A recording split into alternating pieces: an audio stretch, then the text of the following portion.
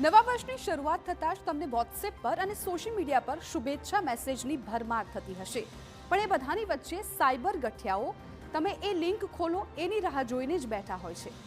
તમે happy new યરની link ખોલો એની સાથે જ તમારું બેંકનું ખાતું ખાલી કરી નાખવા આ ચીટરો તૈયાર જ છે।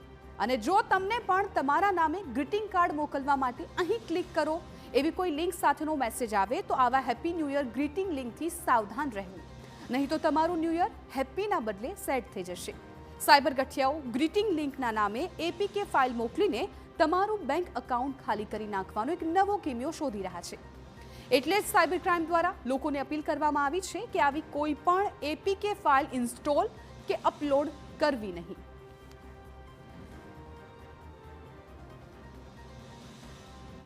નાની ભૂલ એ બેંક એકાઉન્ટ, ઓટીપી, ખાનગી ફોટા તથા અન્ય પર્સનલ માહિતી એ પણ હેકર્સના હાથમાં જઈ શકે છે। એટલે એનાથી બચવા માટે ખાસ રાજ્યના તમામ લોકો જે આ મોબાઈલ ધારકો છે એમને વિનંતી છે કે નાણાકીય ફ્રોડથી પણ બચવા માટે આપણી પ્રાઇવસી પણ એમાં જોખવાઈ શકે એમ છે, એટલે એલર્ટ રહે અને આ પ્રકારે ન કરે એવી પણ મારી રાજ્ય સરકાર વતી સૌને વિનંતી છે।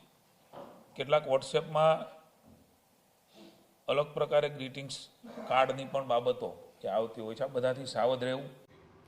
આ મુદ્દાને સરકારે પણ ગંભીરતાથી લીધો છે અને એટલે જ કેબિનેટ બેઠકમાં ખાસ કરીને નવા વર્ષની શરૂઆત થઈ રહી છે તે પહેલા રાજ્યના નાયબ મુખ્યમંત્રી સાયબર મુદ્દે બેઠકમાં ચર્ચા કરી હતી। સરકારે આ અંગે લોકોને જાગૃત રહેવા અપીલ કરી છે અને કહ્યું છે કે આ પ્રકારની અજાણી લિંક ન ખોલવી।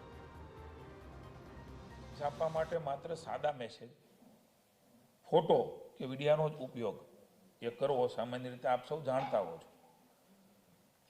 કોઈ પણ એવી લિંક પર ક્લિક ન કરો જેનાથી કોઈ એપ્લિકેશન એ ઇન્સ્ટોલ કે અપડેટ કરવાનું કહે। માનનીય મુખ્યમંત્રી ભૂપેન્દ્રભાઈ અને નાયબ મુખ્યમંત્રીના માર્ગદર્શન નીચે સાયબર ક્રાઇમ એ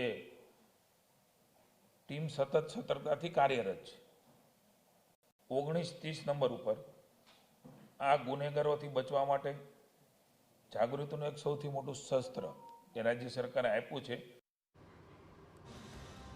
તો હેપી ન્યૂ યરની લિંક તમે ખોલો તો શું થાય છે એ જાણકારી પણ અમે આપના સુધી પહોંચાડીએ। તો સૌથી પહેલાં તો એપીકે ફાઇલ ઇન્સ્ટોલ કે ડાઉનલોડ કરવાનું જ એક જોખમ છે, કેમ કે એપીકે ડાઉનલોડ થતાં જ ફોનમાં વાયરસ આવી જતા હોય છે જે ખૂબ જોખમી છે।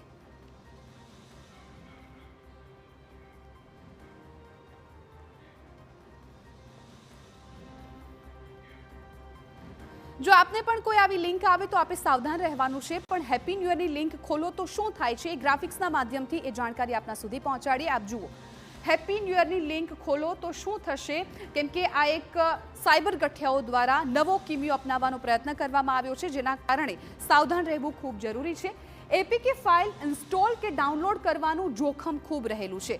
શું જોખમ રહેલું છે એ અમે શરૂઆતમાં પણ આપને કહ્યું કે તમારા બેંક ખાતામાંથી નાણાં ઉપડી જઈ શકે છે ને આ સિવાય એપીકે ડાઉનલોડ થતાં જ ફોનમાં વાયરસ આવી જાય છે। ઘણી વખત એવું બનતું હોય છે કે આપણે ફોનથી વાયરસ ફોનમાં ન પ્રવેશે તે માટે અનેક પ્રયાસો કરતા હોઈએ છીએ, પરંતુ આવી કોઈ ફાઇલ જો તમારા ફોનમાં શરૂ થાય છે તેને તમે ડાઉનલોડ કરો છો, અપલોડ કરો છો તો પછી વાયરસ તમારા ફોનમાં આવી શકે છે।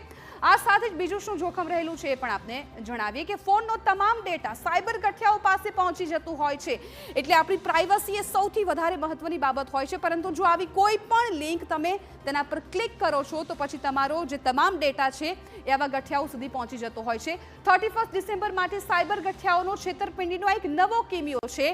નવો કિમિયો અપનાવીને તેઓ છેતરપિંડી કરવા માંગતા હોય છે અને ખાસ કરીને ફક્ત ટેક્સ્ટ મેસેજ, ઇમેજ કે ડાયરેક્ટ વિડીયો ખોલવો એ પણ નુકસાનકારક જતું હોય છે, કેમ કે આના માધ્યમથી પણ તેઓ ઠગાઈ કરવાનો પ્રયત્ન કરતા હોય છે। ફક્ત ટેક્સ્ટ મેસેજ કે અગાઉ જે વાત કરી વોટ્સએપ કોઈ પણ એપીકે ફાઇલ ઇન્સ્ટોલ કરવી જ નહીં, કેમ કે એ તમામ સોશિયલ મીડિયા સાઇટ પર તમને મેસેજ કરવાનો પ્રયત્ન કરશે, પરંતુ ક્યાંય પણથી એ ફાઇલને તમારે ડાઉનલોડ નથી કરવાની।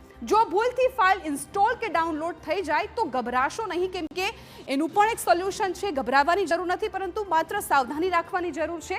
ફોનને એરોપ્લેન મોડમાં મૂકી દેવો। જો તમને કોઈ પણ લિંક શંકાસ્પદ લાગે તો તાત્કાલિક તમારો ફોન એરોપ્લેન મોડમાં મૂકી દેવો, જેના કારણે તમે એ ફ્રોડ થતાં તમારી સાથે અટકી જશે અને ફોનમાં આવતા અને જતા મેસેજ પણ બંધ થઈ જશે, કેમ કે જ્યારે તમે ફોનને એરોપ્લેન મોડ પર કરો છો ત્યારે એ ફોનની કોઈ પણ એક્ટિવિટી છે બંધ થઈ જતી હોય છે. આ એક પણ ઉપાય છે.